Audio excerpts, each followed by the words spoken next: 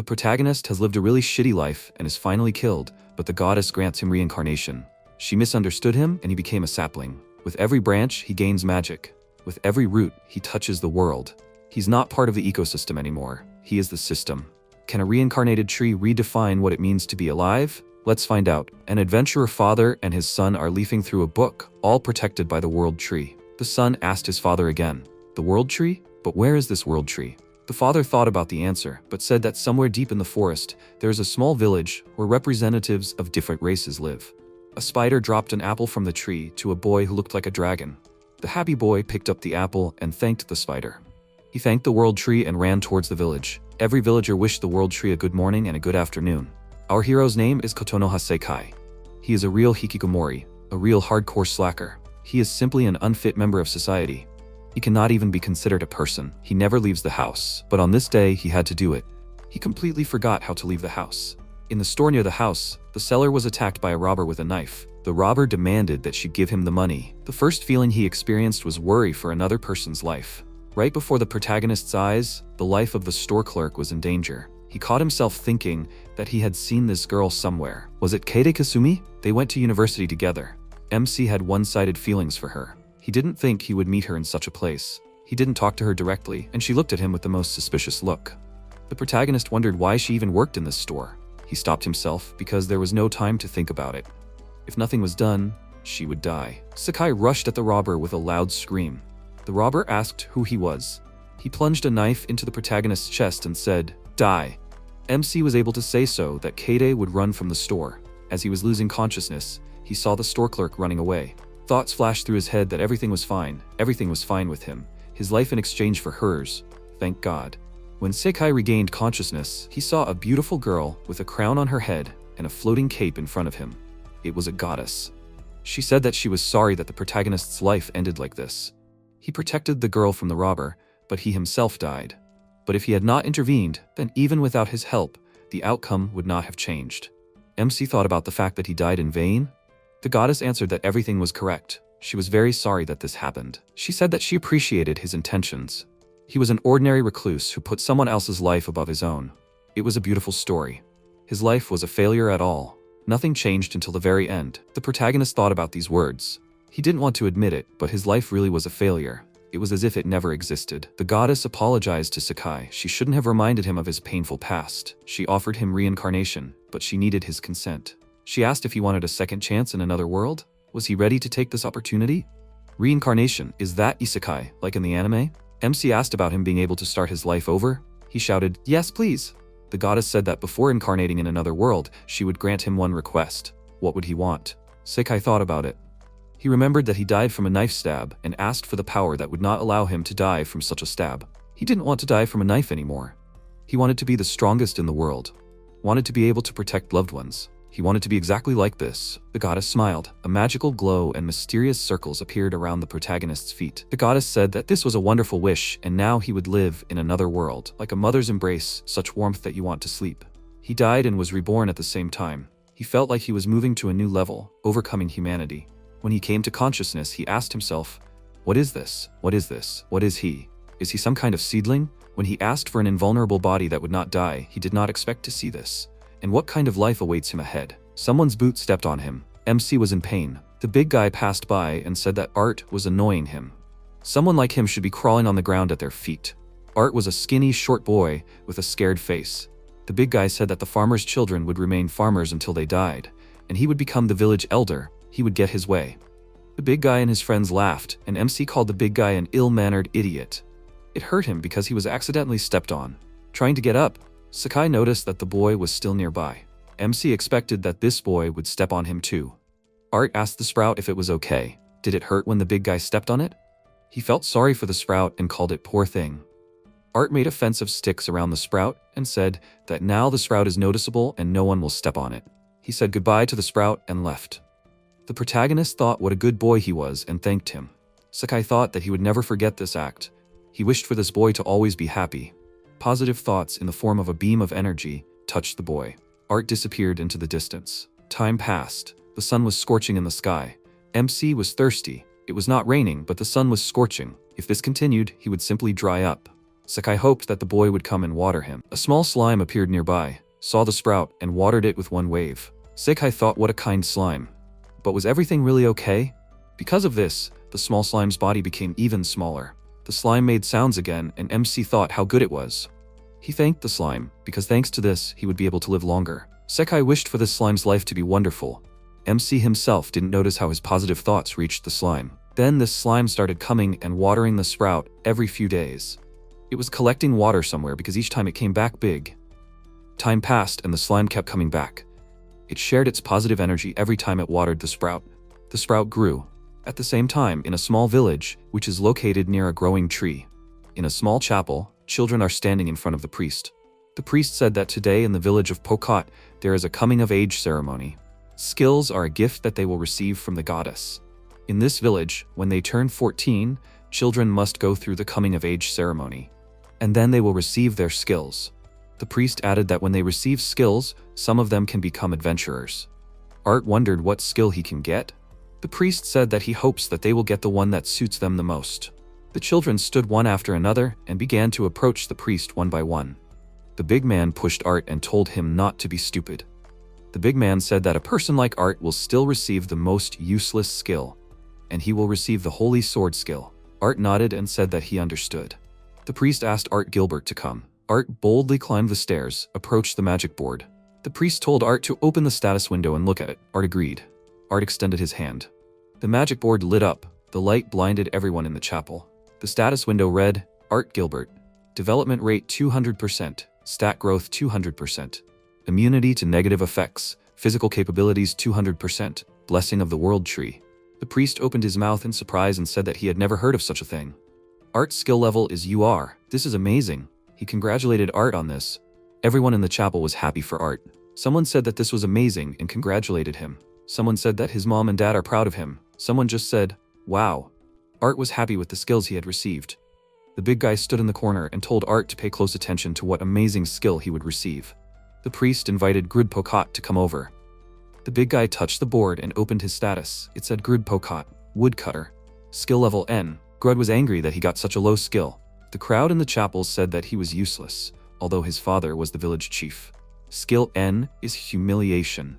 After the ceremony, everyone went home. A girl with a bow on her head caught up with Arth and asked about him leaving the village and becoming an adventurer. This girl's name was Beatrice. Arth greeted her and said that he didn't know yet if he could become an adventurer. Beatrice reminded him that he had a UR skill. He would definitely succeed. Arth said that if so, he would try. He raised his hand up and said that his skill was the blessing of the world tree. There was a small sapling growing in the forest. Perhaps this was the world tree? Arth received a UR skill, the blessing of the world tree. Later, he became a famous adventurer, and now 20 years have passed. Art retired and returned to his native village of Pokat. Art carries a small boy in his arms and wonders what the blessing of the world tree is. Is it because of the sprout that he got his skill? The boy asked, the world tree? Art answered, yes. Therefore one must always respect the world tree and be kind to it. The boy agreed. Art thought that the fence had probably already fallen apart and that a new one should be made.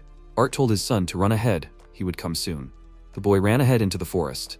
20 years later, the sprout has also grown noticeably. Now it is about 2 meters tall. Now it will not die if someone steps on it. But the trunk is still thin. Lately, its growth seemed to slow down, and the protagonist did not understand why. The boy ran to the tree and asked himself, is this perhaps the world tree? The tree answered that it was not. His name is Kotonoha Seikai, and this year he would have turned 20 years old. The fence around the tree was really falling apart. The boy decided to remove the fence. MC asked the boy why he needed this precious little fence. The boy cleaned everything up and tidied up the area. The protagonist asked the boy what he was doing. All he had for 20 years was this little fence and slime. Why did the boy clean everything up? The boy stood next to the tree and thought about something.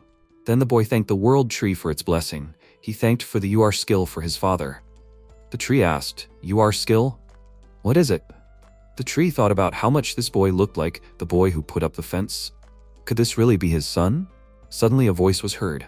Someone called a boy named Gil. A big guy with a sword on his shoulder approached. It was Grud's son, Burgu.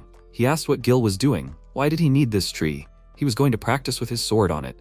It was the most suitable tree. He rudely said that Gil was in his way. The tree was scared. Gil proudly replied that he would not let Burgu do that. Gil said that this was the world tree. In 100 years, it would become the great world tree. Burgu laughed loudly and asked, "Is this little tree the world tree?" Burgu grabbed Gil by the clothes and called him names. He said that if Gil did not move, he would cut him down first. Burgu swung his sword, but Gil managed to jump aside. Gil picked up a stick from the ground and asked Burgu to stop. He did not want to fight at all. Burgu swung his sword again, but was resisted by a blow from the stick. The sword flew out of his hands and stuck in the ground.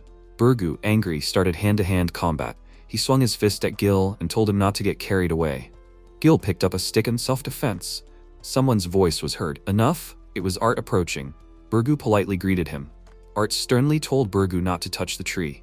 He asked him to be more respectful of nature. Art clarified that Burgu did not want to incur the wrath of Mother Nature. Burgu apologized and said that he was going home. Art looked sternly at Gil, then patted him on the head and asked that he use the tricks he taught him. Art praised Gil. Looking at Art and Gil leaving, the tree thought that they made him a new fence. It was cute father and son. Sakai blessed Jill and hoped that he would be happy too. He thought, wasn't he called the world tree? After Jill left, the tree's life returned to normal. It would probably grow up soon, but its growth rate had slowed down. Would it be able to become a big tree? Or would it be a boring tree? A huge slime appeared from behind the bushes. Sakai was delighted to see the giant slime. The slime stretched out its arms towards the tree and began to water from both sides. Sakai asked, "Was this the same slime?" The slime kept watering the tree. Sakai thought how big the slime had become. Did it bring more water? Sakai thanked the slime and noticed that there were several small lumps of slime standing nearby. They directed the water at the tree from all sides. Sakai thought that he had just been watered, but each little one in turn watered him some more. Now this water would last the tree a long time. Sakai was grateful for the watering and sent positive energy to the slime family. Time passed. The tree noticed that it had grown. Now it was about 3 meters tall, but after a while, Sakai began to worry that the growth had begun to stop again. Maybe it was due to a lack of nutrients? A black wolf came out of the forest. He growled menacingly and approached the tree. The protagonist said that he was not edible. The wolf looked around, turned the back of his body and took a crap right under the tree. Sakai begged him to stop, but in response, he heard only a loud roar. Even the birds in the forest flew away from this roar. The wolf buried his feces in the ground. New shoots appeared on the branches of the tree. The protagonist thought that he had started growing again? And it's all because of the wolf's magical feces. They contain a lot of nutrients. Sakai thanked the wolf for the nutrients and sent positive energy his way. The tree wished for this wolf to be well. Time passed. Night followed day. The familiar wolf came out of the forest again, but he was no longer a loner, but the leader of a pack. The wolf apologized to the tree for that incident. The protagonist was surprised that the wolf could talk. The wolf said that he had behaved incorrectly and rudely. Sakai thought that the wolf had evolved and become much smarter. The protagonist said that everything was fine. Thanks to the wolf, he had grown up after all. The wolf understood that words were not enough and presented a gift in the form of the heads of many monsters. The wolf said that this would be excellent nutrients. This would be much better than feces. The pack of wolves asked to accept this gift as an apology. Sakai thanked him for the offering. Dead monsters really do have a lot of nutrition. This is perfect. The protagonist thought that he would grow even taller now. The wolves regularly came and left food for him. Thanks to this, he grew even stronger. And then after some time, a spider settled in the tree. The tree became tall enough. Its height reached 7 meters. One day, 2 woodcutters led by an elderly man approached the tree. The elderly man said that this tree had become tall enough. The protagonist agreed with him that he was big enough now. He himself could not believe that he was once a small sapling. The protagonist looked closely and thought that these people, judging by their clothes, were from the same village as the boy. He did not understand what they wanted from him. If he could help with something. The elderly man commanded, "Okay, chop it down." The protagonist was at a loss about what was happening. A spider descends from a tree on a web. An old man stands and laughs. Sakai does not understand why he is being chopped down and what bad he did. When one of the woodcutters swung his axe, sensing danger to the tree, a pack of wolves jumped out of the forest, stood in front of the tree and did not let the woodcutters in. They took a fighting stance and bared their sharp teeth. The woodcutters preferred to retreat to a safe distance. The tree was glad that the wolves came out to protect it. The old man shouted, "What's going on?" He said that they will not touch this tree and asked for forgiveness. The protagonist breathed a sigh of relief. This time he got away with it, but it was very dangerous. The protagonist thought, it's a pity that the wolves cannot hear his voice. If there is an opportunity, he will definitely thank them. Without realizing it, Sakai again sent positive energy to the wolves as gratitude for saving him. The woodcutters were walking through the forest and the man was muttering, "What a pity, such a good tree had grown. It would have been perfect, but what had gotten into the wolves?" One of the woodcutters pointed to another tree and asked the old man, "What about this tree?" The man replied that it was not comparable to that tree, but it was worth a try. A goblin flew out of the forest. He smiled maliciously, looking at the woodcutters. Time passed, and then the tree grew to 9 meters. One day, fruits ripened on it. The protagonist did not know what kind of fruit it was and could not eat it himself. It was just some red fruit. One day, a large slime came to see him. She came to water the tree. ISEKAI thanked her and decided to treat her to some fruit.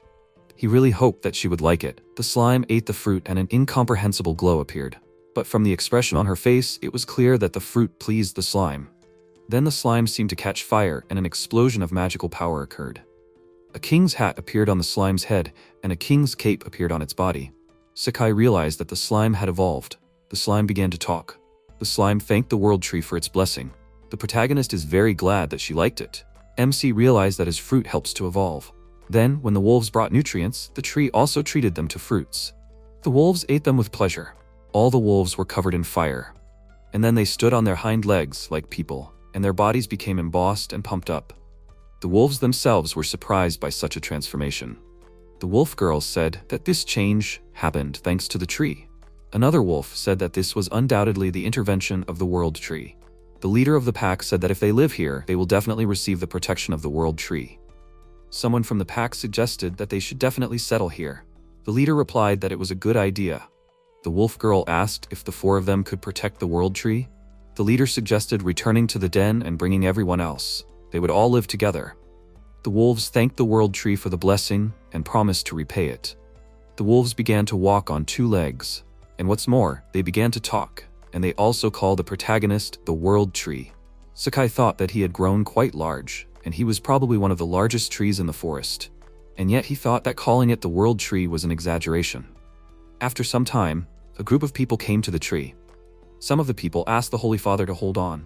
Apparently, they were representatives of some church, and their priest was sick. The tree dropped 1 fruit to the ground. One of the ministers picked up the fruit and cut it into small pieces.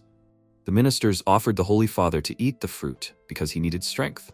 The Holy Father ate 1 piece, then another, and caught fire from within. He stood up and had a lot of strength. The ministers asked what happened. The Holy Father answered that he did not know, but he had strength. This tree saved him. No doubt about it. This is the same sacred tree from the writings of Eldritch. The ministers began to worship the tree and say that this is a sacred tree and its miracle fruit. Someone said, "Long live the sacred tree." The protagonist watched everything that was happening and thought that it was good to be able to help people. He wondered what kind of religious group of people this was. He didn't understand what Eldritch they were talking about. A couple of days later, a new creature appeared under the tree's crown. It tried one of the magic fruits, but the tree threw him more because the creature looked hungry. Another magic glow, and this hungry lizard turned into a lizard man. The lizard man thanked the tree for its help. The protagonist wondered if it was worth giving so many fruits, because the lizard had evolved so much. The lizard said that as a token of gratitude, he would leave a stone of an incomprehensible shape. The lizard said that it was a precious stone called dragonite. It is produced in the body of lizard men for years. It is a special magic ore. The lizard said goodbye to the tree and thanked it again. He promised to definitely come back here. The protagonist thought that he would certainly appreciate any gift, but he wouldn't do anything with this stone. By the way, even those who hadn't met him before still called him the world tree. Maybe it's written somewhere that he is the world tree? MC decided to accept what the lizard left him, because he did it out of good intentions. A couple of days later, an unfamiliar face appeared. It was a man. He knelt before the tree and asked if he could take this stone. He begged to understand him. He is a merchant, and his name is Makoro Bolt. His comrades betrayed him and abandoned him alone in the forest. And the tree not only allowed him to take this stone, but also treated him to wonderful fruits. The man asked if the tree blessed him. He thanked him for everything and left. Later, the man came to the shop and showed his stone. The appraiser said that it was the legendary dragonite. He asked the man where he got such a stone, and in one of the books, the man saw a scripture about the magic fruits he ate. He went into the chapel, approached the priest, and asked what his status window was. There was no UR skill there before. Was it the blessing of the world tree? The priest showed the window and said, "Right, thanks to this, his luck increased 3-fold." The man thought about the fact that it was the world tree. One day, he returned to the tree, but with a cart of goods, security, and well-dressed. The man said that he was the same merchant whom the tree blessed the other day. He bought this land and decided that he would protect the tree. It was a small gratitude for what the tree did for him. The protagonist was glad that the land was bought, especially for him. Mokoro's assistants installed a sign saying that it was forbidden to cut down the tree. Now no scoundrels will covet it. Mokoro said that he was happy that he could repay the tree for its blessing. From that day on, the merchant's private army regularly patrolled the area, and as Mokoro had promised, they really did take care of the tree. But the peace did not last long. One day, a group of people appeared and started digging up the tree with shovels. The priest said that this was a sacred tree and it should grow somewhere else. The protagonist begged them to stop. The priest said that they would take the tree to themselves and take care of it. It was that religious sect. Eldwitch. One of the tree's guards shouted, "What are these people doing? This land belongs to Lord Mokoro." The sectarians were scared and ran away. Mokoro was horrified by what these people were trying to do. He asked the tree if it was okay. The protagonist thanked the saviors. For a while, Mokoro would protect the tree, and he would be able to live in peace. Winter began, and so after some time the tree grew to 10 meters. However, there were still quite a few problems. It was very cold because of the winter. It snowed every day, and MC could not protect himself from the low temperature. In fact, he gets cold even on regular rainy days, not just in winter. Quite a few different insects settled in his tree. It would be fine if they were cute insects, but most of them only harmed him. The protagonist understood that the insects also wanted to survive. He would not mind if they just lived here. But they crawled inside and devoured him. One of the inhabitants was still able to solve his problem. It was a cave spider.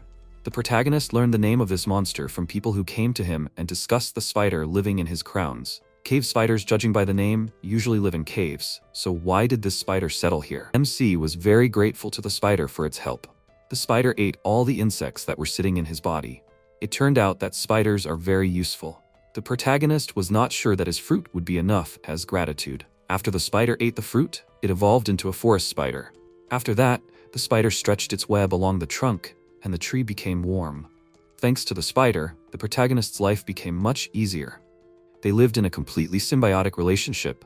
One day there was a terrible snowfall. From the depths of the forest, a group of creatures appeared who were looking for salvation. They were goblins. One of the goblins suggested hiding from the snowfall here. MC was interested in why one of the goblins was more developed than the others. And only this goblin could talk. He said that he felt a mysterious power from this tree. The goblins said that they would build a new village here. The protagonist was surprised that the goblins would build a village next to him. A village under his crowns? The goblin shouted to the others to bring more wood, and quickly. The goblin children ran and carried logs. Apparently, the tree will stand in the center of this village. The goblins did not touch the tree. Apparently, they did not want to use its wood, because they were afraid of harming it. The protagonist thought that a couple of branches would not do any harm, and he decided to help the goblins. The tree threw down branches. The goblin was surprised. What was this? And he realized that this tree threw down a couple of branches to help. It was excellent wood. The goblin said that we should be grateful to this great tree. They built the village together. Everyone helped. Having finished the construction, the main goblin said that this would be their new home. The protagonist thought that his branches were of better quality than the others, and the goblins immediately appreciated this wood. They used it to build the house of the village elder. The goblins were shouting with joy. The protagonist looked at this from above and was filled with warm thoughts. The goblins made a fire. Some were singing songs. Some were playing instruments, and some were just sitting and warming themselves by the fire. The goblins decided to thank the tree for building the village. The elder said that this was a special goblin drink and offered the tree to try it. He poured the liquid directly to the roots of the tree. MC tried the drink and said that it was delicious. The development of the goblin village was going smoothly, but lately they had problems with food. So he dropped the fruits, and then the goblins ate these fruits. By eating these fruits, the goblins evolved into a great goblin. Those who did not speak before, now could also speak. Now they very much resembled humans. Until this point, all goblins were short, but now they became noticeably larger. The goblin girls also began to dress better. Their appearance was now cute, and the face was already hard to distinguish from a human. Among the male goblins, there were those whose bodies were noticeably stronger. Some of them resembled gorillas. If you think about it, they were already more like orcs. Sometimes at night they had a party and danced. The protagonist liked to watch it. And then the spiders that lived in his tree were able to find a common language with the goblins. He was very happy about this. They coexisted and there was no need for conflicts. Spiders also ate fruits from the tree. The first forest spider evolved further. It became Arachne. Arachne also gained the ability to speak. She was able to calmly communicate with the goblins, which strengthened their friendly relations. She often held conversations with the goblins. The protagonist also noticed how Arachne communicated with the goblin leader, apparently negotiating. It seemed that they were able to come to a mutually beneficial agreement. It was interesting to watch. Arachne and her spiders live above and the goblins below. Their habitats never overlap, so it will never escalate into conflict. The goblins made a deal with Arachne that they would provide them with their alcohol, and the spiders, in exchange, gave them clothes made from their webs. Most likely, it was the goblins who made this offer. In addition, the spiders made bed linen for the goblins, and in exchange, the goblins built tree houses for them. An ideal relationship from which everyone benefited, and so the village of spiders and the village of goblins developed. The tree was bored, so it decided to give the goblins names. The protagonist named their leader Rind. He named the most hardworking goblin Gonzalez, the cutest girl MC named Henri. She was interested in sewing and therefore became close to the Arachne. The girl with the biggest breasts and the most stylish he called Clen. The shortest old man he called Gobchin. This is how he walked past him every day. Before he could blink, life was simply boiling around him. Recently, the goblins began to have problems with food again. Gonzalez said that the monsters here were very strong. If the goblins wanted to start hunting, it would be difficult. Henri said that there were also very few animals suitable for food. She asked the leader what they should do. The protagonist understood that over the past few years he had given away too many fruits to different monsters, and these same monsters had all evolved into humanoid creatures. Sorry, no, that won't do. It turns out that he had ruined the ecosystem here. What could he do for the goblins? Well, he can't move. Stop. Or can he? He moved his roots. It would work. Some roots came out. Maybe the goblins could eat his roots? Or maybe he could grow some vegetables from the roots, like daikon. Huh? Did it work? His root really did become daikon. He pulled out another root and decided to try growing strawberries, and the strawberries actually grew. He thought, really? That's amazing. Great. He pulled the roots out of the ground and tried to make a local vegetable garden. And after a few days, there was already a lot of food. The goblins came and saw it. One asked what it was. The other said he didn't know. Is this also a gift from the world tree? The first one said, exactly. He asked, is it edible? The second one said, we should try it. They tried it. The first one screamed with joy. What is this? The second one screamed, delicious. They called the others and said, these vegetables are very tasty. The goblins started to cook the vegetables. They tried the finished dishes and were delighted. Gonzalez said, a good aroma and taste too. The leader confirmed that it was great with meat. The protagonist thought, it seems like they like it. His roots are able to turn into any vegetable or berry. He solved the goblins' food problem in an instant. Some goblins were assigned to oversee agriculture. The goblin civilization continued to develop. The goblins said that these were very tasty vegetables. They thanked the world tree. They ate stewed vegetable soup and fed the elder. He thanked him for the soup. Someone called him and told him that one of the tribe had not returned yet. Goblins from a neighboring settlement had taken her somewhere. The elder was indignant. What? Gonzalez shouted that he would never forgive them. The elder stopped him. Wait, they do not yet know their exact intentions. They need to try to resolve this issue peacefully. Gonzalez shouted that he would not let them get away with this. He would crush each of them. The elder answered no. The protagonist thought, Henri really is beautiful. He understood the excitement of the other goblins. Arachne came down from the tree. The elder was surprised to see her. Arachne? She asked. Can she go save Henri with the goblins? The elder confirmed it, of course. He thanked her for her help and said that she would go with them. The village chief said that Gonzalez would go and talk to those who took Henri forward to their settlement. The village chief said that if the issue could not be resolved peacefully, then they would have to sort it out by force. Sakai thought, what a disaster. He hoped that a war would not break out. Let everything be resolved peacefully. After some time, Gonzalez and Arachne returned. Gonzalez informed the village chief about this. He laughed and said that nothing terrible had happened. MC thought that was pretty fast. The village chief asked, is everything okay? Was Henri not harmed in any way? She herself answered that she was fine. Suddenly, pleas for forgiveness were heard. But there were goblins from another village. They were tied up by Arachne's web. One of the prisoners said that recently the monsters had become so strong that it was difficult for the goblins to hunt. They just wanted to eat. Gonzalez was indignant and asked, and for this, they decided to kidnap their comrade? Rind said, but the monsters really became much stronger. Hunting was almost impossible. Henri stood up for the prisoners and said that the thing is that things are very bad in their settlement. She turned to the headman and asked if there was any way to help the neighbors. The headman was surprised and said, even so. Well, if this does not happen again, then they need more workers and something can be thought of. The prisoners thanked the headman. On this day, the goblins celebrated Henri's return. A new day is a new holiday. Goblins celebrate at every opportunity. Henri was probably scared and they wanted her to get better. After the holiday, Gonzalez and Henri met alone near the tree. Sakai was happy. Wow, is this what he thinks about? This is definitely it. MC began to envy. Gonzalez gently hugged Henri, but the tree cannot go anywhere. Well, he can at least watch the goblins making love. After a while, a sound was heard. Pew pew. The protagonist was happy. Here comes the slime. He didn't think they would come to water him again. The goblins understood that the slime did all this for the tree. They always greeted and supported the slime. The slime, "Hello slime. Good job. Thank you for working for the world tree." MC understood it was good. He didn't want there to be a conflict between the slime goblins. So far they were getting along well, so time passed. At some point, Sakai noticed a girl sitting nearby on a rock. He thought, how long has she been looking at him? It seems her name was Miyako. He asked her, "Young lady, does she need something?" He knew that no one could hear or understand him. He was a tree. But Miyako answered, "Thank you, nothing." MC was surprised. Did she answer him now? He was a tree. Can anyone hear his voice? He was confused. Could she really hear him? She answered him again, confirming it. She said she could hear him loud and clear. And not only that, he was surprised. Miyako said she could see his form. He was even more surprised. Seriously? She could really hear him? But the others didn't seem to hear him. Why could she hear him? Miyako chuckled and thought. Then she said she didn't know, but most likely their magic power was on the same wavelength.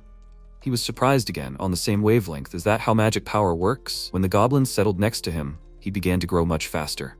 As if, without realizing it, he was feeding on their magic power. It was like breathing oxygen. He was absorbing their magic power. He asked her, so because their waves matched, she could hear what he was saying?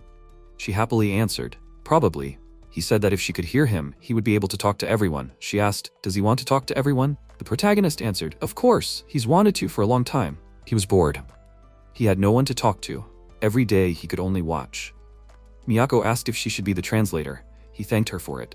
So Miyako was appointed the priestess of the world tree. After some time, she told the chieftain about it. Reind was surprised and asked her, "She is not lying now, is she? She really hears the voice of the world tree?" She puffed and proved that she was telling the truth. He asked, "Does the world tree hear him? Can it somehow confirm this?" If this is true, Reind asked the tree to drop something. An apple immediately fell on his head. He took it in his hand and said, "Wow, they can talk to the world tree. That's right. Everyone should know this."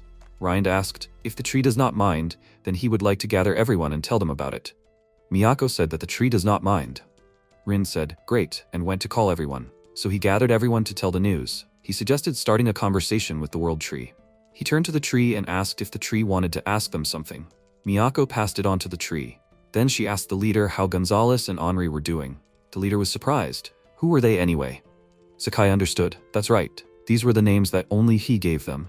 Miyako said that the world tree gave everyone names. The leader was surprised. What? Is that true? Wow, he asked to give them names and they would remember it. Sakai decided, well, since the goblins are asking, they should name them.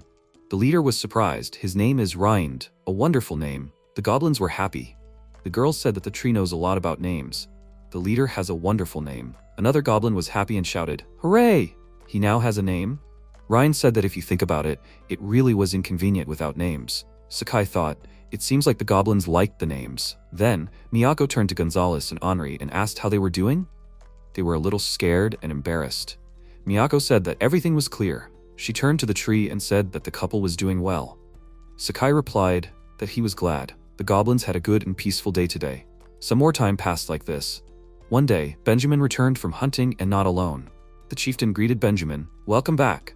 The chieftain asked what was wrong with his hand. Benjamin replied that the prey was simply resisting. Benjamin said that he had brought an orc with him. Reind was surprised. "Oh, what a huge orc." Benjamin confirmed and said that the orc seemed to have gotten lost. The orc said that Ode had gotten lost. Benjamin helped him. Ode had come here to them. Reind said that he was glad to meet them. They had not met orcs for a long time. This was a new part of their history. He invited the orc to follow him and said that he would show him the world tree. They approached the tree and showed it. Miyako conveyed the words of the tree. Orcs are a small race. They are much rarer than goblins. But unfortunately, orcs are not very smart. Because of this, orcs have a hard time in life. The chance of survival is low. Every year there are fewer and fewer of them. Orcs have always been good warriors. They are the main fighting force. Goblins are good at thinking, but even so, they will never defeat humans or dragons. But goblins can make orcs allies. Then they will be able to coexist and increase the chance of survival. Reind said, in short, the orc is now their new comrade. He is their important fighting unit. They want to call him Org. Rin turned to the world tree and asked what the tree thinks. Miyako said, "Sekai thinks it is a good name. Rind was happy. That's great. From now on, the orc will be called Org. Welcome. Org thanked her in return. Mika handed Org an apple and said, "The world tree wants to give this to Org as a greeting." Org knelt down and accepted the fruit. He threw the apple into his mouth and began to chew. A glow formed around him and Org evolved. He turned to the world tree and to Mrs. Miyako and thanked them for the treat. He said that it was a very tasty fruit. Then he turned to Mr. Benjamin and Mr. Rind and said that he would be happy to live with them. Rind responded in kind. So time passed. The village grew. One day, Sekai saw werewolves in the distance. He decided, are these the werewolves he thinks of? He looked closer. Yes, they were. They brought him various carrion to give him nutrients. He had not seen them for a long time. It was nice to see them again. The werewolves saw a large village under the tree. The goblins saw the werewolves and were scared. The werewolf leader growled and was indignant. What was going on? Who were they? How dare they build a village under the crowns of the world tree? What impudence! Another werewolf called the goblins green dwarfs. MC got scared. Oh no, a fight is about to break out between the goblins and werewolves. Ryan turned to the werewolves and asked menacingly, "What are they doing here?" Gonzalez and Org prepared to attack. Gonzalez shouted, "Who are they anyway? This is a goblin village. Flea-bitten ones better pass by." Sekai didn't know how, but this had to be stopped. He shook his branches hard. Gonzalez shouted, "You see, the world tree is angry." Sekai didn't mean to say that at all. Everything is very bad. He saw Miyako. There she is. He turned to her and asked her to stop everyone. She said that she understood and ran to the leaders. She called Rind and repeated the tree's request. Rind asked again, "What? Is it true?" Miyako confirmed it. Rind turned to Gonzalez and asked him to stop. Sekai realized that these werewolves were his own. Gonzalez was surprised. "What? Really?" He immediately stopped provoking and calmed down. Sekai thought, thank God that Rind was able to calm Gonzalez. But now he had to somehow calm the werewolves. The werewolf leader asked again, What did they say about the world tree? Or did the goblins finally chicken out and want to get out of the werewolf's way? The parasites that nest near the world tree. He still wouldn't calm down and wanted a fight. The werewolf child turned to him and said that it was true. She said that what the goblin girl had told him was all true. The world tree didn't want them to fight. That goblin girl could hear the voice of the world tree. She was its priestess. The werewolf leader was surprised. What? He asked the werewolf girl. Could she also hear the voice of the tree? The girl confirmed it. He asked again, really? She confirmed it again. MC realized that there was also a girl on the werewolf's side who could hear his voice. Maybe children are generally predisposed to this? Thank God. Sekai ordered them not to quarrel. The girls said, okay, they understood. They turned to the world tree and asked if the tree had anything else to say. Sekai decided that he would communicate with the two of them. The girls took each other's hands and handed it to their leaders. The world tree was asking them not to fight and to coexist together. The werewolf leader agreed, of course, if the tree said so. He turned to the girls and said that it seemed that they really heard the voice of the world tree. Then he turned to Rind and said that he apologized for yelling. He almost did something stupid. He thought that they were bad guys who wanted to use the world tree. Rind responded by saying that it was the goblins who should apologize. They were also immediately hostile. He suggested that they stop chatting here and go with them to the village. The werewolves agreed. Sekai was happy. Werewolves and goblins found common ground. They decided to hold a meeting in Rind's house. Then they went out and the werewolf leader announced, well, it's decided. Werewolves will live in this village. They will coexist with the goblins and protect the world tree together. Everyone was happy about this. And then the goblins held a welcoming party for the werewolves. At first they were hostile, but now they were able to become friends. As a result, werewolves now live in this village. Goblins, arachne and spiders, one orc and werewolves now live here. Sekai named the leader of the werewolves Wolf, and he named the girl who could hear his voice Mimiko. Goblins and werewolves got along well together, because werewolves are carnivores and do not eat vegetables. But all werewolves had great strength. Even in this forest, they could hunt well. Therefore, they regularly went hunting in the forest. Thanks to this, the goblins were also able to eat meat more often, and they were happy about this fact. Werewolves were good warriors. They could also hunt easily. Goblins were famous for their intelligence and construction skills. Everyone was useful to each other. Arachne and her spiders made clothes and bedding for everyone. Everyone was warm and happy. Of course, the werewolves have fur, but it was still hard in the cold winter. But thanks to the clothes, it became easier. And so for some time, their joint settlement continued to develop. The slime did not yet know that werewolves had appeared in the village. And this time, it was not the usual slime that came to water it. This time, the queen came. The leaders saw her and were surprised. She said that she had not been to this village for a long time. Rind was surprised. What? What did she need? She answered that she was a slime girl. She came to water the world tree. She asked him, did they find themselves new neighbors? Rind was surprised and asked, is she the same slime in the crown? She confirmed it and said that her children usually came here. He was happy, that's what. He asked her to pass and be a guest. The werewolf leader apologized and said they did not know that she was going to the world tree. She told them that it was okay. Isekai understood. Right, he was now being watered by this slime. Apparently, she had evolved again by eating his fruits, and now she had acquired human features. Even though she was a slime, she was still cute. Isekai decided to name her Catherine. She came to the Goblin chief. Rind asked her what business she had with him. She asked if they could live here too. Rind answered, of course, he didn't mind. She said that they had fun here, and she thought that they could all coexist together. She said that they could do many things there, right? They could clean up waste, remove toxins. That's how they came to an agreement with Catherine, and the slime also settled in this village. Isekai didn't mind. In fact, he also owed them a lot. Rind showed her the house and said that they had prepared this house for her. She was happy and thanked Rind for that. When Wolf went fishing, he always invited Catherine to come along. She happily agreed. Catherine and her slimes lived peacefully in this village and everyone got along with them. And the village by the world tree now had one more race of inhabitants. Someone was watching the village near the world tree. Miyako was reporting something to Rind, waving her arms emotionally. The senior patrol leader said that everything was peaceful today too. It was time for them to return with a report to Lord Makoro. His partner supported him in this decision. Suddenly, someone attacked their squad. It was a squad consisting of members of the Eldritch Church. The leader of the church squad asked the opponents who they were. Were they from those who wanted to take the sacred tree? Without waiting for an answer from their rivals, they attacked the Makoro patrols. The senior patrol entered into battle with them, but his partner had a different opinion. She asked her ally to be careful, and with the help of magic held back the attack of the church members. When the magic worked, she shouted to her comrade that they were leaving. Standing in the center of the magical teleportation, the allies disappeared. The squad of church members was at a loss. Where did they go? The leader shouted that those freaks had escaped. The church detachment returned to their holy father. He asked them in bewilderment, what was the matter? What was all that noise? The squad leader reported to him that things were bad for them. The other forces had also moved out. There was no doubt that they were targeting the sacred tree. The squad leader said that they would get rid of them. So far, neither side had sent reinforcements. They were almost ready to fight. The Holy Father cursed. Some adventurers wanted to get ahead of them. What a nightmare. But this was a good opportunity to declare their power. They would not give them the sacred tree. There was no time to hesitate. They needed to move out now. He raised his fist above himself and called on his brothers to recapture their sacred tree right now. The members of the squad, inspired by the words of the Holy Father, enthusiastically accepted his call. When they approached the place where the sacred tree grew, they were amazed. Not only was some village built near the tree, but they were also met by a squad consisting of different races. The leader of the squad exclaimed in surprise, "What is this?" Rind and his allies looked warlike and were determined. In response, he menacingly asked the visitors who they were. Let them not approach their village. The Holy Father stepped forward and said that they are the Eldritch Church. But how dare they, filthy monsters, build their village here?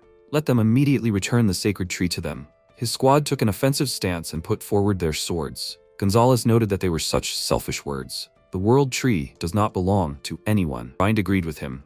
He added that in order to appropriate the tree for themselves, the opponents had gathered so many people. When the opponents rushed to attack them, Rind gave the order to his allies not to let the enemies get closer. He, Gonzalez, and behind them was the brute orc. When the opponents saw who was in front of them, they were amazed. It was a high orc. Wolf joined the allies, and the members of the church were dumbfounded in the literal sense of the word. The main squad of the church was amazed, and there was not only an orc here. The opponents rushed at the allies, and at that moment Arachne used her magic. She created a magical shockwave, and the opponents were simply thrown back. After Arachne, Org stepped forward. With one wave of his paw, he created a shockwave, which caused complete amazement of the opponents. They were thrown even further. The Holy Father exclaimed in bewilderment, "Why are all the monsters together? This is not normal." He cursed and ordered his unit to retreat. The allies rejoiced. Everything went just fine. Victory was theirs. At that moment, Miyako appeared. She noted that it was a good job and added that the world tree wanted to talk to them. When the leaders of the races approached him, Sakai conveyed his gratitude to them for being able to protect him. Rind objected. What was the tree talking about? He was protecting them. Of course they would protect him. He added that, thanks to the tree telling them about the enemy's arrival, they were immediately ready for battle. Without it, they themselves would have been in great danger. Sekai replied that in fact, he heard the sounds of battle when the church members attacked the Mokoro mercenaries. Thanks to this, it became clear that something was wrong. It was good that he was able to warn them, but still, the Eldwitch Church is such persistent and annoying people.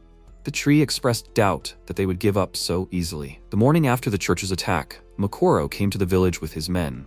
Sekai thought that the locals considered the humans to be enemies, but he still thought that they would not be a problem. He made it clear to Rin that they could relax. The merchant was not dangerous.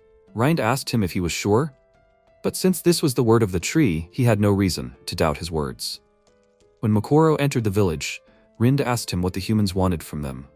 All the leaders of the allied races were standing behind him, and the merchant was at a loss. He asked them to wait. He explained to them that they did not come with bad intentions. Rind noted that it did not seem like the merchant was lying, but it was better for them not to come closer. If they wanted something, then let them speak from where they were standing. The merchant agreed to this condition. He asked Rind if they were also protecting the world tree, if he was not mistaken. The thing is, he was one of those saved by the tree. So they were on the same side. Rind assumed that Mokoro was telling the truth. The merchant continued that they had no intention of harming the tree. They wanted to protect it. He asked his allies, hadn't they seen the sign that stood under the tree? He had put it there. Besides, these lands belonged to him. He had bought this territory so that no one would harm this shrine. The merchant continued that they had also protected the tree from the psychos who had come here yesterday. Rind asked him, was that true? So they had been watching them too? Mokoro replied that it was all true. They had been watching their village for quite some time now, and so they realized that none of them had any intention of harming the shrine. On the contrary, they had done everything to protect it, so they had not interfered in their lives. He noticed that they were humans, and those standing before him were monsters, so they had decided not to approach them. Rind replied sheepishly that their people had been attacked by members of the Eldwitch Church yesterday. These visitors were more persistent than they thought. They were also more dangerous than they thought, and they had even decided to attack. They would most likely return with more people next time. The merchant said that since the situation had become serious, he was proposing that they join forces. What would they say about this? Would they cooperate to protect the world tree? Rind asked for time to think. After some thought, he noticed that the merchant's offer was indeed tempting. They also wanted to protect the world tree. But would they gain any other benefit? Humans often deceived them. Mokoro took something out of his bag and asked the leader to look at it. He handed him a bag and asked Rind to smell what was in the bag. He took the bag and asked the man what it was. Rind then sniffed the bag and said that the smell was familiar to him. After untying the bag, Rind asked the merchant in surprise, was it pepper? Mokoro replied that it was. It was spices, one of the goods he sold. He asked them what they thought about it. Spices were a hot commodity in the human world, but they were monsters. They could not enter the city, and they had no money. They had high intelligence, they even built such a good village here, but they had no one to trade with. So, he offered them to trade with him. Rind was surprised. Trade? Mokoro explained to him. As Rind could see, he was a merchant. If they built a trade relationship, they would be able to get new products to their village. If they agreed to this, their village would be able to develop further. Rind admitted that it did sound interesting. But he was tormented by the question, what is the benefit for the merchant then? Can they give him something unique in exchange? The merchant said that he has werewolves as allies. They are excellent hunters. This can be useful for people. You can get a lot of valuable things from hunting. For example, fur and bones can be sold. Rind understood everything. He replied that then they will do business. He also noted, goblins grow vegetables, right? This is also an excellent product. Catherine added that she, as a slime, can provide the purest water. The merchant noted that in the world of people, pure water is very highly valued. He asked the villagers, do they see how much they can give? Such pure water as after purification by slime is quite difficult to find. People pay a lot of money for such water. Rind was surprised by this. He added that Arachne and her spiders will be able to provide beautiful clothes. The merchant asked them with admiration, do they see this? The value of their village is enormous. Then he asked Rind in a business-like manner, had they come to an agreement? Rind replied that the merchant was right. It was hard to refuse in such a situation. He happily shook Mokoro's hand and said that they had come to an agreement. They would cooperate. Then he offered his new ally to continue their conversation in his house, to which the merchant happily agreed. When they approached Rind's house, Mokoro saw Miyako, greeted her. He asked what her name was. The goblin leader told him the girl's name and added that she was a priestess of the world tree and could hear his voice. The merchant was surprised. Was that true? Miyako answered him that it was, and continued that Sekai wanted to talk to him. Mokoro was even more surprised, like, wow, He turned to the tree and warmly thanked it for hearing him. Thanks to it, he became a big merchant. He was very grateful to him. And also, the merchant always wanted to thank him for what he did for him. Sakai replied through Miyako that he should thank Makoro. He had helped him a lot in his time. He had already done enough for him. He had put up a sign and protected him from crazy sectarians. Thank him for that. Then the tree turned to the warrior who had protected it. He had even been wounded. Let him forgive him. Sakai handed the warrior an apple and asked him to take this gift. When the soldier bit into the apple, he was amazed to see that all his wounds had healed right before his eyes. The warrior thanked the tree from the bottom of his heart for such a wonderful gift. Sakai turned to the merchant and told him that he wanted to ask him something. He did not interfere in the affairs of this village, because he had foreseen that such a thing could happen. Makoro answered him that this village was a good trading partner. In addition, thanks to this settlement, it was much easier to protect it. The protagonist was surprised. He did not drive out the goblins. The merchant noted that he would not say that it was so. He overestimated it a bit. He had not even thought about it. That was how Makoro and the villagers made their agreement to protect Sakai, the sacred tree. And at the same time, they began to trade. The merchant left them a couple of his people as observers and messengers. They were given a place to live. Now, even representatives of the human race began to live among the locals. After the deal with Makoro, life in the village became more comfortable. Spices and seasonings appeared, and as a result, there were more dishes. Until now, the food of the villagers was simple, but now everything was different. The food began to look tastier and, in fact, taste better. And the craft began to flourish. When the first batch of equipment arrived, Rind, Wolf, and Goblin opened their mouths in amazement. Thus, weapons and tools appeared. For example, axes and shovels. Everyone was simply delighted. The villagers had been using simple tools before, but they were limited to what the goblins could make from the materials they could get from the forest. By the way, all the goods were of unrivaled quality. And the goblins really liked the alcohol of the humans. When Rind first tried this drink, he noted with admiration that it was very tasty. The merchant smiled and said that if he liked it, he could bring more of this product next time. Rind was delighted and warmly thanked his ally. When Makoro brought an even greater variety of drinks, the goblins drank almost all day. Everyone liked the new life in the village. And so, several years passed. Sakai grew into a huge, beautiful tree, at the foot of which the village grew. He had felt big before, but now he was simply gigantic. It was an impressive sight. He even began to think that he was some kind of deity. There was nothing in this forest that was bigger than him. Sakai considered himself to be quite the biggest in this world. And the village had also developed significantly and noticeably expanded. It could already be called a small city. Its own shops, stalls, and cultural places appeared. In addition, the forest also became noticeably larger. As the city expanded, Sakai began to worry that it could harm the forest around it. Was it because of the energy it emitted? But apparently there was no need to worry, because now, from his height, he could clearly see how gigantic the forest had become. They began to call it the Great Forest of Rerjano. Why did they choose this name? There were rumors that it was named after some legendary dragon, but no one knew the details. The village also underwent changes in terms of personal stories. Rind and Miyako, the same girl priestess of the sacred tree, got married and had a child whom they named Ek. Despite the age difference, they still got married because their love was mutual. Miyako grew up to be a very friendly and kind girl. She always remained polite. Their wedding was held on a grand scale. The grown-up Benjamin drank too much alcohol that day and even danced naked. Almost all the villagers envied Rind. After all, he took such a young bride for himself. And yet, the village respected him very much as a reliable leader. Also, Gonzalez and Henri tied their fate forever. They also had twin children, a boy and a girl. They were given the names Rick and Sora. Both had a talent for physical activity. When Gonzalez watched his children training, he shouted with delight that his children were great. His blood was immediately visible in them. Sora raised a club and told her father that she would crush a boar's head with it. When the twins were born, the villagers also held a celebration. But the most surprising of all was Benjamin's wife. He married a werewolf priestess, that same Mimiko. She grew up very demanding and fair, and now she approached her husband and called out to him sharply. Benjamin jerked in surprise and asked her what was wrong. She got angry. He was even asking. He said he would look after Emerald, didn't he? Mimiko flew at her husband like a fury, with a stick in her hand. He fought her off and said that he just forgot about it a little. Their child was half goblin, half werewolf. They named him after the precious stone, Emerald. In fact, this child became the first representative of the wolf-goblin race. The leader of the werewolves, Wolf, married the most beautiful werewolf girl. Her name was Hannah. And they also had a child. They named him Jonas. He will have to become the next leader of the werewolves.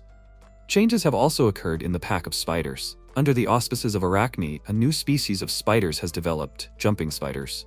They had a small body and great mobility. They were responsible for reconnaissance in the forest. In addition, several orcs in the village also increased. New orcs came to the village. Fortunately, some of them were females. Therefore, they were able to create families and give birth to children. Right now, there were 15 orcs living in the village. Their wives and their children took on the duty of protecting the village. These desperate defenders could give anyone a worthy rebuff. Changes also occurred in the tree itself. One day, Isekai felt himself shaking with a small tremor. He thought, what is happening? He shook even more. The villagers also felt a change in aura and shaking. Suddenly, the tree was illuminated by a bright light along its outline. Not far from the village, on a hill, there were elves. Ella noticed this light and said that, without a doubt, this is definitely the world tree. She and her squad raised their hands up, and they activated magic circles above themselves. All the elves seemed to have fallen into some kind of trance, continuing to stretch their hands to the sky, saying something like a spell. The villagers were completely confused. What was this? Rind told them that he had no idea what was going on. The elves came, and suddenly a magic circle appeared. Miyako angrily asked the visitors to stop their actions. She asked them what they wanted. Ella irritably called them pathetic and insignificant monsters, and added that they would destroy them right here. The elf girl created a powerful magical vortex. She shouted, "This is so that no parasites interfere with the life of the world tree." Then she called on the magical vortex to destroy the opponents. The sky turned black in an instant. Everything around shook. At that moment, Isekai called the elves to stop. Ella was amazed. The world tree was talking? She stopped her magical attack, and with complete delight asked, "Was that beautiful voice his?" "It was her, Ella." Isekai was surprised. Could she hear his voice? All the elves cried from the excess of emotion, and noticed that they could hear everything. They were elves, the people chosen by the world tree. As long as the world tree existed, this world still had hope. Isekai was surprised. It seemed that all the elves could hear his voice. Great, then the conversation would be quick. He admonished them that fighting was forbidden. The elves were amazed by his words. Ella pointed her finger at the villagers and was indignant, saying that they were monsters. At that moment, the girl's mouth was covered with a silk web. Arachne came down to them. She called on everyone to calm down, adding that everyone here lived in peace. Isekai said that if the elves were on his side, then it was better for them all to get along with each other. Ella did not even dare to resist anymore. If the world tree said so, who was she to argue with it? She turned to the goblins and continued that she wanted to apologize to them for calling them insignificant and pathetic monsters. She also apologized for the trouble they caused them. Miyako thought indignantly, did she say that they were insignificant? Rind was confused by the girl's deep remorse, but then said that everything was fine. Miyako asked them why they were here. Were they somehow related to the world tree? She added that this tree wanted to ask them about it. Ella asked Miyako in amazement, did she understand the world tree? The girl calmly answered that she did. Ella said that the previous world tree was already dead. Isekai was surprised. What did she say? But it became clear to him, it turned out that he was the next world tree, and there was another one before him, and it was already dead. Ella explained that the previous Isel tree had died recently. So they went in search of a new one. They had traveled a long way before coming here, and they were dumbfounded when they saw that a city had been built around the world tree. Isekai thoughtfully noted that the world tree was dead. He asked Ella, what is a world tree then? How many of them are there in this world? The girl answered that there can only be one such shrine in this world. The largest tree in the world becomes the world tree. So when it became the largest tree in the world, the previous tree immediately withered. Isekai thought, so it turns out that the previous tree died because of him. He said out loud that the goblins had called him the world tree before. The elf girl answered that most likely they felt that he was destined to become the new tree. It was something like a premonition. The protagonist was surprised. Is that so? But it was still his fault that the previous tree died. He really felt sorry for it. Ella protested with a smile that it wasn't his fault at all. That was their world. It was already predetermined. When something new appears, the old one will inevitably die. It's the natural course of things. The protagonist thought that's how it was. Ella continued that they, the elves, would no longer try to harm the city. Rather, on the contrary, they were glad to meet everyone. The protagonist noted that he didn't mind them staying, but what did the goblins think about it? Miyako replied that they didn't mind either. The elves were the people of the world tree, so they couldn't just kick them out. Isekai understood everything. He expressed hope that they would get along with each other, and so the elves joined the city. Everything was decided rather quickly. The case was closed. It seemed that they knew a lot about the world tree. The protagonist hoped that they would tell him a lot. Ella turned to him and introduced Isekai to all the elves. Their names were El, Aaron, Alina, He thought that the elves introduced themselves to him, but they all had similar names, and it would be difficult to remember them. Each of them had a perfect face with no distinguishing features. To be honest, it was hard for him to tell them apart, but they were all extremely smart, and they also had magic. But would they be able to get along with werewolves and goblins? He was worried about this. As it turned out, in vain. They quickly found work in the city and earned themselves a place. They could instantly light a fire without anything, only with their magic causing surprise among the residents. Wolf was pleased that they could create an ice container in which meat could be preserved, and they could also dry laundry quickly. But when the elves came, it turned out that there were no houses for them. Miyako apologized to them for the fact that for now, they would have to stay in the conference room. They did not have a free house for them. Ella asked, reasonably, if there are no houses, can they build new ones? Rind answered that it is true. They, goblins, know how to build well, but they do not use magic for this. They will not be able to build a house in one night. First, they need to prepare the materials. This will take several days. Ella objected to him. She did not say that goblins should build houses. Rind was surprised. In what sense was she talking now? She answered that the world tree can help with this. With its power, houses are easy to build. The girl asked the tree if it will help them. Sakai was not against it, but even though she says so, what can it even do? The most it can do is shed branches. Ella asked him in amazement, does he still not know all his capabilities? With the power of the world tree, building houses is a simple matter. The previous tree built a lot for them, and not only houses. The protagonist was surprised. He did not know that it could do this. And how was he supposed to do that? The girl explained that the old tree changed the shape of its roots, that's all. An entire house could be created from its roots. Now it made sense to him, roots. Wow, he hadn't even thought about using roots like that. He had already used them before, turning them into vegetables. Could he really turn them into more than just vegetables? The protagonist asked his allies to wait a bit. He wanted to try doing something right now. He gave himself the task of sticking his roots out to the surface. When the protagonist did that, a whole solid house grew before the amazed eyes of the residents. Rind couldn't believe his eyes that it had all turned out like that. Benjamin was also amazed. That was something divine. An entire house in an instant. But then something went wrong, and the house immediately fell apart. The residents were perplexed. How could that have happened? A house built by the world tree. Ella noted that it seemed like the protagonist hadn't yet reached his full potential. Despite his size, he was still growing. The previous tree also failed the first time. The protagonist chuckled to himself. In other words, he still has room to grow? Perhaps he needs to use his imagination more, then he can do much more. But he still felt a little offended. He thought he had succeeded in creating a house right away, but it fell apart so quickly. Too bad, he wanted to be useful. Out loud, he apologized to the villagers for being so incompetent. Rind objected. What was he saying? Let him not consider himself as such. Besides, it was all worth it. Although the house fell apart, they got the building materials. They would simply reassemble it. In other words, they would save a lot of time than if they had built it from scratch. Sakai sighed and said that he understood everything. He was going to try to do it again. He put out some roots. Rind noted that this could also fall apart, but he did not see anything terrible in that. They should have just strengthened them, that's all. Then they will quickly build a simple house. Ella noticed that it was a good idea and thanked the city leader. And so, the protagonist created a foundation with roots, and the goblins strengthened them and continued construction. And so, after a few hours, the goblins built houses large enough to spend the night in. In addition, the protagonist also gradually began to understand how this ability works. Very soon, the goblins' help was reduced to a minimum, and they were able to create a beautiful house. Rind was sincerely amazed that it was simply amazing. It would have taken them a lot of time to build such a huge, solid house, but the tree finished it in an instant. Benjamin noted that it was also the first time they worked together with him with the world tree.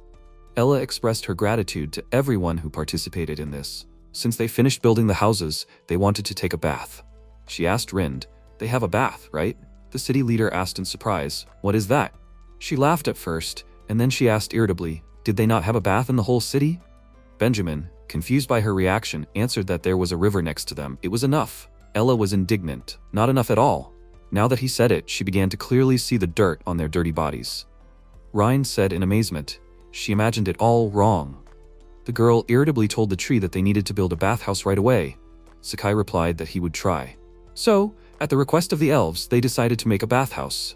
As before, he created the building materials, and the goblins assembled everything together.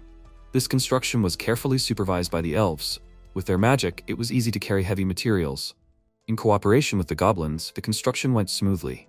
and the elves could boil hot water with the help of household magic.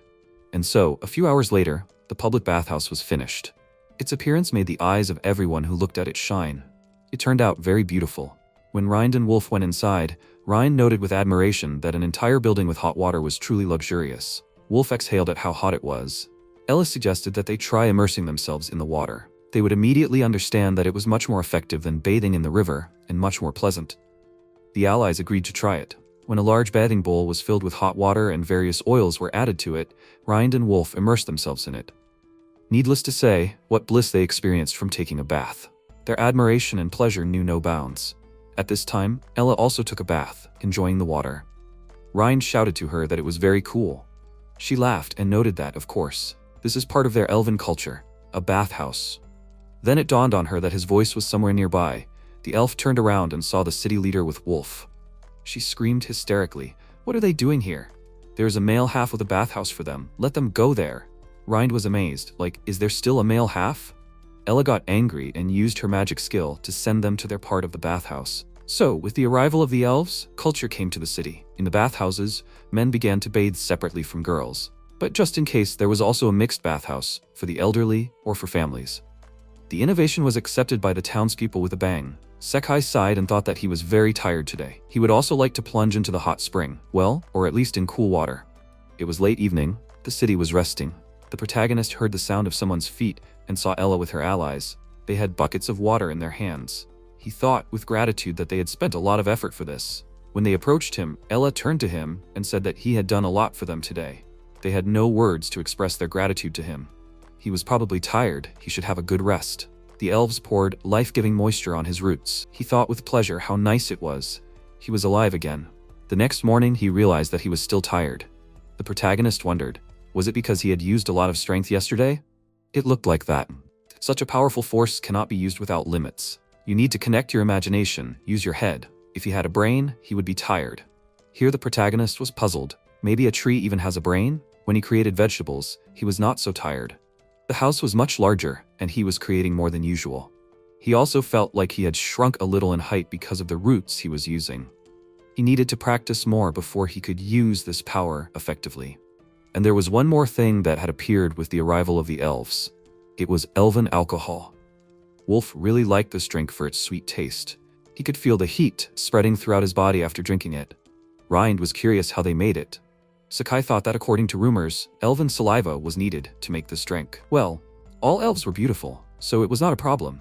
Their alcohol also had a health-improving effect. It supposedly extended life. The protagonist watched his allies enjoying this drink and thought that it was not that important to all of them. Everyone loved alcohol here, and they were happy with it.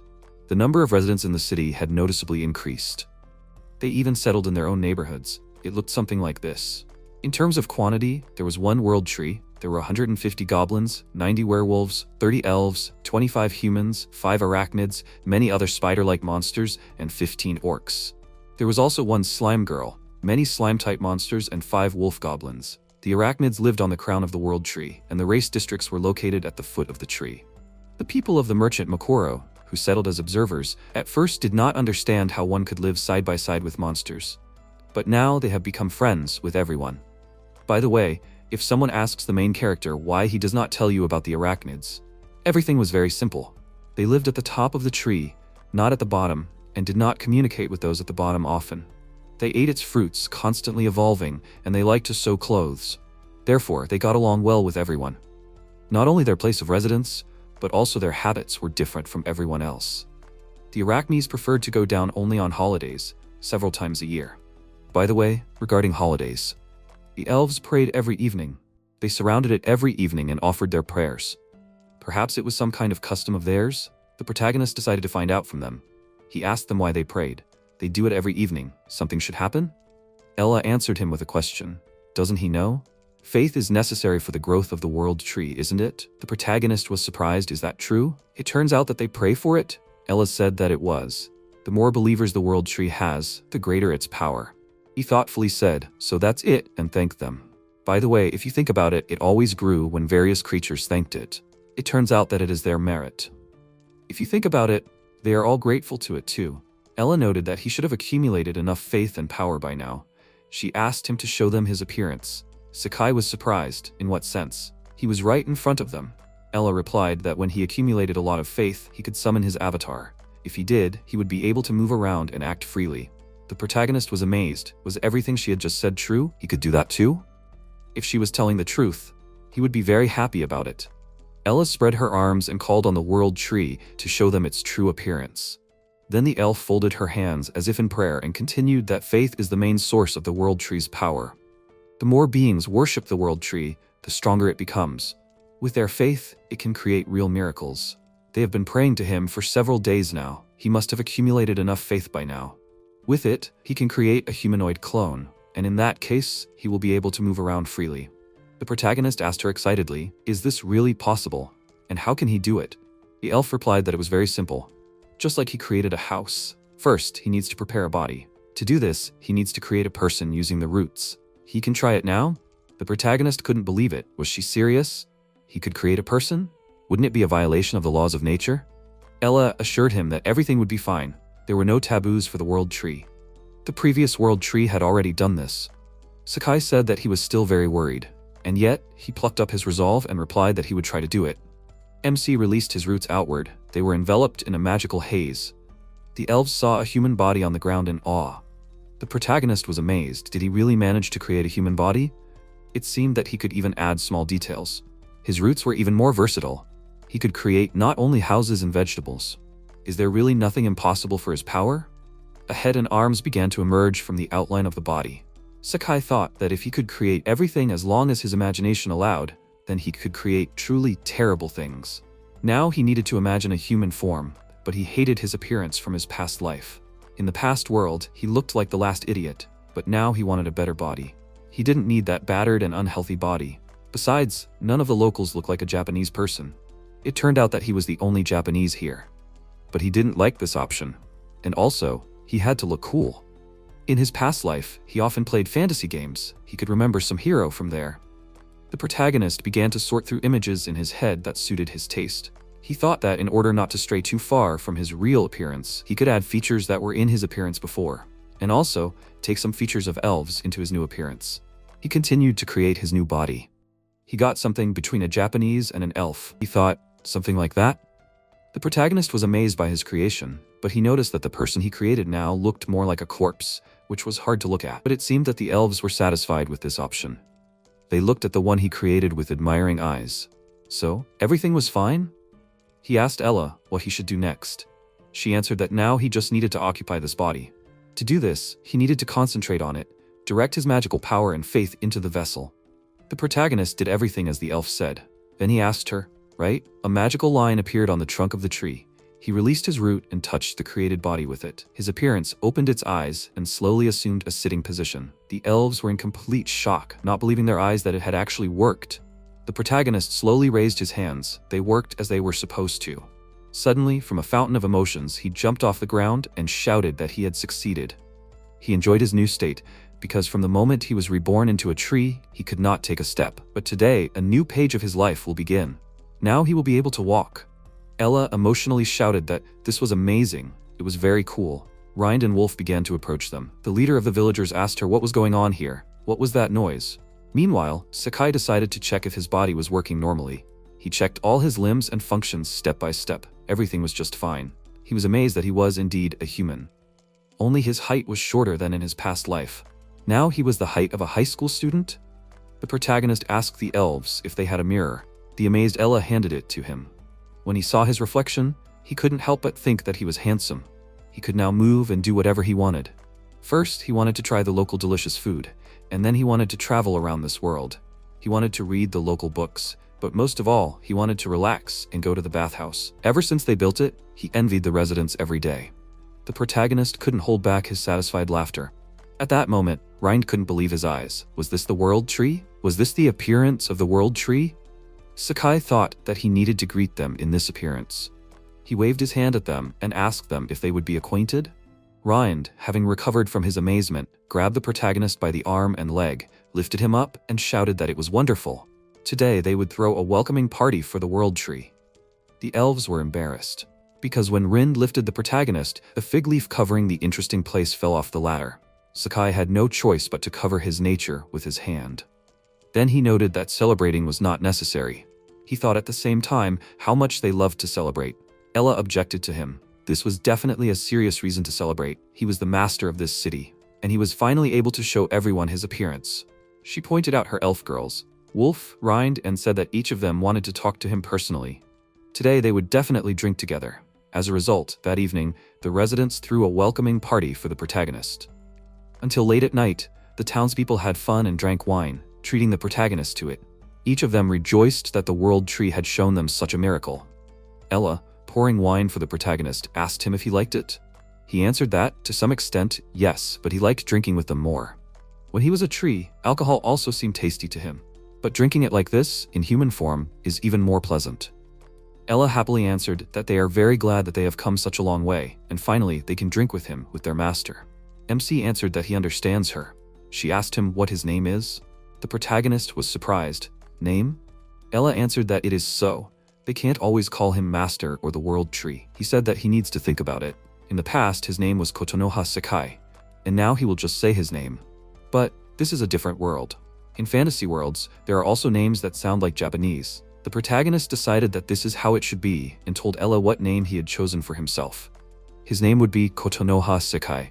He smiled at the elves and said that he was glad to meet them. The elves were surprised by such a name, but accepted it. Ella addressed him as Mr. Sekai and continued that she would remember this and never forget it. So the protagonist decided, after all, to call himself by his real name. This would symbolize his new beginning in this world. After that, he talked about many things with Rind, Miyako, and the others. This was the first time he saw this city and its inhabitants through the eyes of a human. He had a feeling that this was his hometown. He also felt that there was a place for him in this city, because he was greeted very warmly here. The welcoming party was over, and he finally found his place, which he had dreamed of for so long. He came to the bathhouse and sank into the water with pleasure. How many years had it been since he had taken a bath? How good it was to relax like this and not think about anything. He loved taking baths. At such moments, he felt like his soul was being cleansed. At that moment, the door creaked. The protagonist thought, who could be there? Rind? But when he saw those who entered, he was amazed. Elves came to him, wrapped only in towels. He was indignant. Why did they come here? This is the male half, isn't it? They began to go into the water to him. Ella said that everything was fine. Today this place is only for him. Besides, he looks like a child. The protagonist exclaimed, so what? The girl replied that they are elves, the people of the world tree, let them rub his back. All the elves went into the water to him. He thought, why is this happening? The protagonist lamented that he did not even have anywhere to look, and what was he supposed to do? The elves began to twist him from side to side, accompanying this with their requests. The protagonist began to break free and stop them. Despite his protests, the girls continued to do their thing. Ella, having rubbed his back, asked him if he liked it. Then she touched his shoulders, wanting to give him a massage, and asked in surprise why he was so tense. Was it because he had only recently started moving? One of the elves, the protagonist, did not understand who exactly, because they all looked the same, told Ella to rely on her. She would give him a foot massage, and he would relax. The girl grabbed his legs and began to massage his feet. She noticed that his feet were so tense too. He tried to break free from their hands, asking them to stop, but it was all in vain. From the street, an indignant protest was heard from the protagonist. Finally, when everything was over, MC admitted that, although it was uncomfortable for him, the elves were really good at massage. He felt his mind and body cleansed. Ella finally asked him if they could do it again sometime. Sekai asked her where he would sleep tonight. She laughed and told him that, like always, he could create a new home. Coming out of the bathhouse, he enjoyed the fresh air and his magical state of cleanliness and relaxation. Suddenly, he heard a noise and turned to its source. The elves were approaching him again. He asked them why they were there. Ella replied that they remembered that he had nowhere to sleep. If he didn't mind, he could sleep in their house. The protagonist categorically refused their offer. He added that, as Ella had said recently, he would try to create his own home for himself. She noted that since he had settled in, maybe he would be able to build a magnificent mansion for himself. The protagonist thoughtfully answered that everything was possible. After all, he had managed to create a human body. He thought that his ability to create seemed to be getting stronger, but to use it, he would have to return to the form of a tree again? That would be troublesome, to be honest. But should he use his roots like that? When he changed his roots, they themselves did not shrink, but the magic power and the power of faith decreased. This is something that cannot be seen with your eyes. Sometimes the world tree itself also shrinks in size, but now its outward size did not change. He carefully examined the tree and once again confirmed this. On the contrary, it even grew. So in other words, the main resource is not the roots, but faith. The protagonist looked at his hands and wondered if he could use these abilities at all in the form of a human. At that moment, in addition to the elves, Rind and Miyako also approached him. The protagonist chose a place for construction and decided to try to do it here. He stretched out his hands and concentrated all his strength on his imagination. Roots suddenly began to grow from his hands. He felt something coming out of them. Now he had to stretch the roots further and give them a shape. He was very focused. If everything was working so far, how far could he go?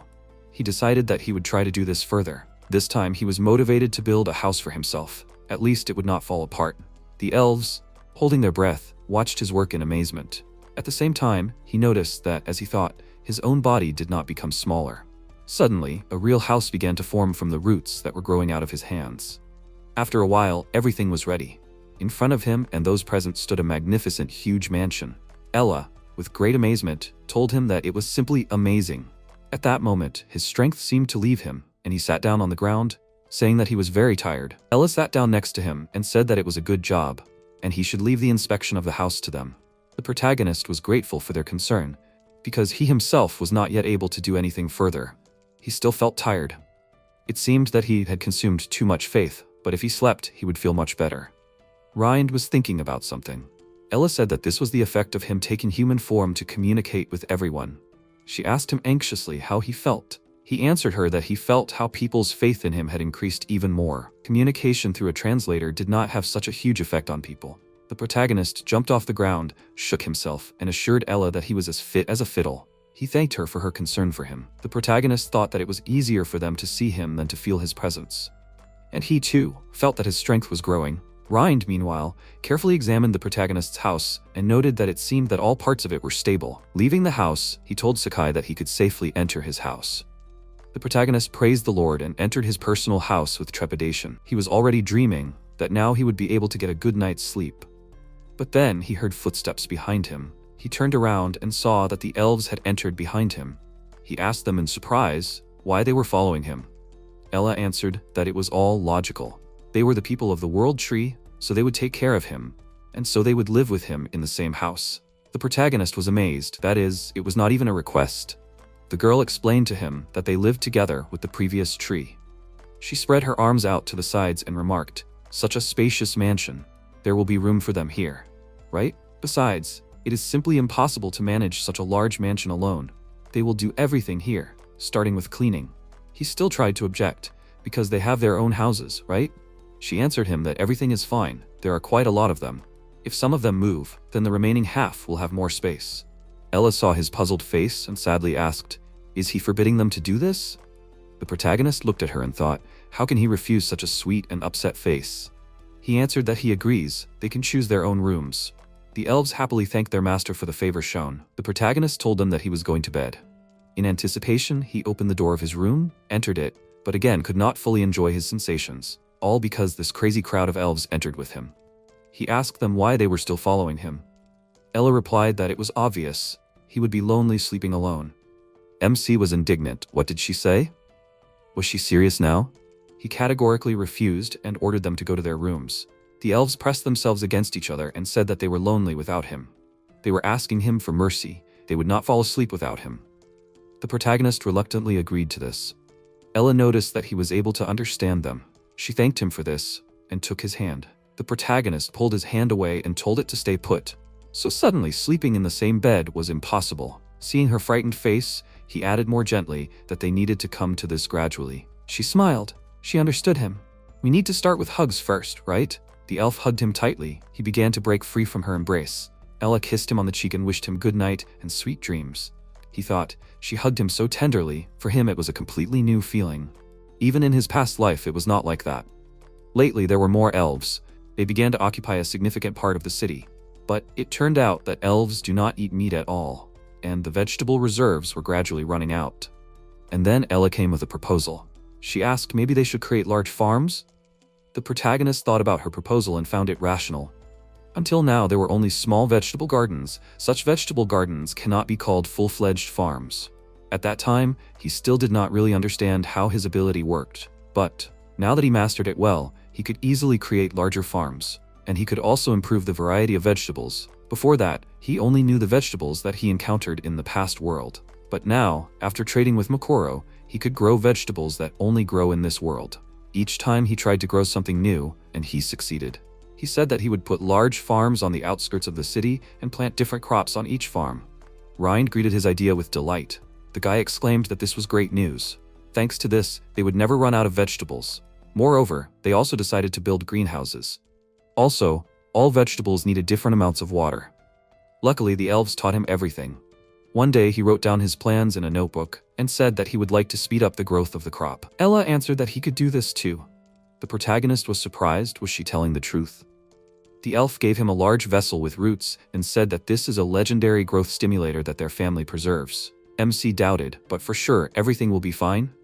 Ella answered that he should not worry, it will not affect the taste. He asked her, is this not too valuable? She noted that it was so, but there was no need to worry about that either. There was a way to mass produce them. The protagonist was surprised, right? And what was it? The elf replied that he could create it. Everything became clear to him. Indeed, with his ability, it was possible to create growth stimulants without any problems. The protagonist resolutely said that he would try. He stretched out his hands to the vessel with the stimulant and concentrated. A few seconds later, next to the first vessel, there was already a second one, exactly the same, with similar contents. He was amazed, he had succeeded. Now he needed to scatter it. Entering one of the greenhouses, he scattered the stimulant over the beds. Isekai was pleased, thus with large farms, they would no longer need vegetables. Ella added that they would also be able to sell the surplus to the Mokoro merchant. MC looked at the vessel and thought, after all, this growth stimulant is an amazing thing. Ella agreed with him, such was the power of the world tree. He thought, apparently, in this world the world tree is an all-powerful creature, and this power is very interesting. He wanted to try something else.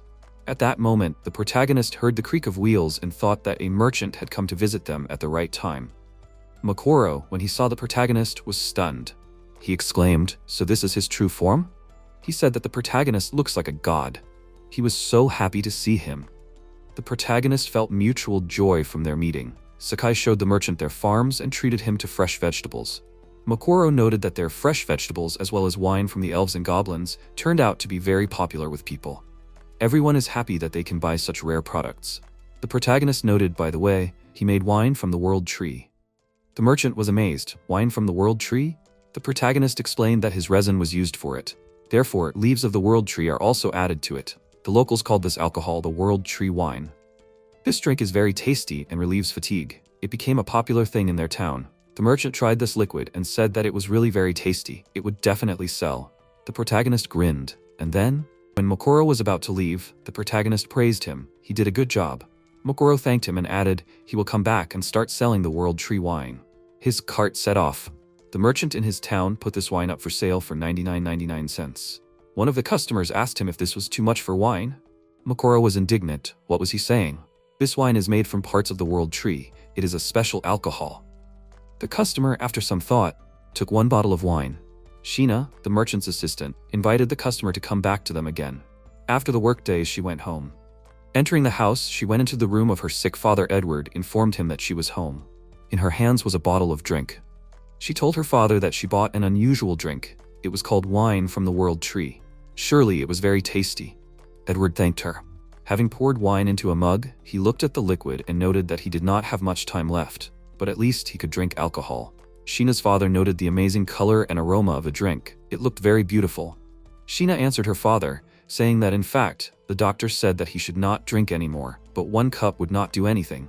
Her father chuckled sadly. He agreed with her. At least he could drink, which he liked. But then, something incredible happened. Edward, having drunk this drink, suddenly felt full of strength. He jumped out of bed, to which he had been chained for a long time, and exclaimed in amazement, "What is this?" He literally felt how his strength and health were returning to him. Sheena was so surprised that she couldn't immediately say anything clearly. She was amazed. Her father could stand? He screamed even louder that he suddenly felt so good. When the doctor came to him for another examination, he couldn't believe his eyes. It was impossible, but his patient was completely healthy. The doctor examined him very carefully, then summed up that his illness was gone. Edward himself was in a state of shock. It was amazing. It was all thanks to the wine. He turned to his daughter and thanked her, because all this happened thanks to her. Sheena couldn't hold back her tears of joy for her beloved father. The next day, Edward came to Mokoro's store with his daughter. After telling him his story, he thanked the merchant for such a valuable product. Mokoro couldn't believe his ears. He asked him again, was it true what his dear customer had just said? Sheena confirmed it. She said that when her father drank this drink, he immediately felt better. Edward said with feeling that they were really very grateful to the merchant. When they left, the merchant took the bottle of wine in his hands and said that this was something amazing. He needed to immediately tell the protagonist about this. He saddled his horse, and after a short time, he was already in the city of the World Tree. When he told Sekai everything, the protagonist grinned like, so that's how it is. The merchant asked him what they were going to do. The protagonist answered that he, in principle, did not mind, let him heal. The merchant asked him if he should continue selling it. MC did not see a problem with this. Why not? Mokoro understood everything and thanked his ally. And so, the merchant decided to sell the wine of the World Tree. The drink that cured any disease sold well. It also restored former strength and healed wounds. Adventurers began to buy it instead of various potions. The inhabitants of the city were cured of their diseases, and cries of joy were heard from everywhere. And if you take it like regular alcohol, the taste was also excellent. In the blink of an eye, the wine of the World Tree became popular. They say that later, this wine became a legendary elixir, but that was a completely different story. At this time, the fame of this drink reached the dwarves. The most important of this team, named Redaf, tried this drink and was pleased with it. It was very tasty. His partner said that it seemed that the merchant brought it from the forest. Redaf grinned and noted that it meant that they would also look into this forest. Having quickly gathered, they set out on their way, and very soon reached their destination. At this time, Rind yawned and muttered that it was time for him to finish his rounds. He needed to go to bed. Passing by a wine warehouse, he heard some sounds coming from there. Opening the door to the warehouse, he saw a small group of old men who were drinking wine straight from the barrels. Surprised, he menacingly called out to them and asked who they were. Ridaf, wiping his lush mustache from the drink, said that it was simply a masterpiece. The protagonist and Mokoro's assistant came running to Rein's cry. The assistant checked all the barrels and exclaimed in despair that all the expensive alcohol was gone. Ridaf replied that it was a great honor to receive praise from them, the dwarves. The protagonist asked him in amazement, who the hell were they? The old man answered his question with a question, and who were they? Locals, or someone else? The protagonist answered in bewilderment that he was the World Tree of this city. The old man laughed, hugged the stunned protagonist and asked him for forgiveness. He explained that they simply could not hold back when they saw delicious alcohol. The old man added that they, dwarves, had a good nose for such things. Sakai emphasized, dwarves? So these short old dwarves? He had heard that they really were fond of good alcohol. It turned out to be true. The merchant's assistant continued to lament. He lamented that the visitors drank everything. How could this be? Mokoro would yell at him. Ridaf scratched the top of his head and apologized to him in a guilty voice. He asked if they could do something as an apology. They could make a couple of tools.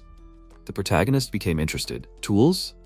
Ridaf, like a hero, ordered his team to get the field forge. His companions responded in unison, and then everything started spinning. The chief dwarf asked all three to step back, and gave the command to his companions to begin. Blacksmithing equipment appeared in the warehouse out of nowhere, and everything started working so instantly and unexpectedly that everyone stood in amazement.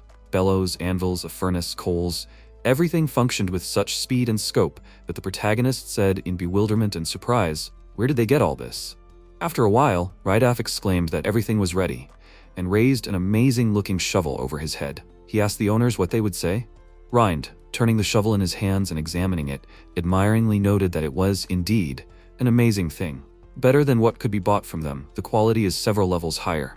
Then he took the axe, which the old men also made. After twisting it this way and that, Ryan concluded that this axe was much easier to use. Surprised, Sekai thought, it seems that these old people can make their work easier. Ridaf, laughing from the praise, said that he was glad to hear it. Did they want him and his team to make anything else? Swords, staffs, bows and spears, whatever they wanted. He turned to the merchant's assistant and asked him, well, would this do as an apology? The assistant, twisting the thing he had made, noted that it was simply amazing. If you put this shovel up for sale, you can earn a very decent amount of money. Rind turned to Ridaf and said in amazement that they had created real treasures. He asked them to teach this to their people too. The old man noted that this was not a problem, only the alcohol had run out. Rind was surprised. Were they not drunk yet? Ridaf replied that it was. The protagonist asked them if the people of his city would throw a party and drink all night. The old man couldn't believe his ears. Really? After all, they had already drunk everything. The protagonist assured him that there was nothing to worry about. Since they were here, they could drink absolutely everything. After a while, he thought that this team had no evil intentions. Well, they had made tools too, so they were still in the black. Well, and you can always make more alcohol. At the moment, they had woken up everyone, and a massive drinking bout began, so to speak, a welcoming party for the dwarves. Their leader, Reincarnate, had drunk more than anyone else and was incredibly happy about it. From time to time, he laughed good-naturedly and repeated that he really liked their city. Wolf, who had also drunk quite a bit of the drink, invited the old man to stay and live with them.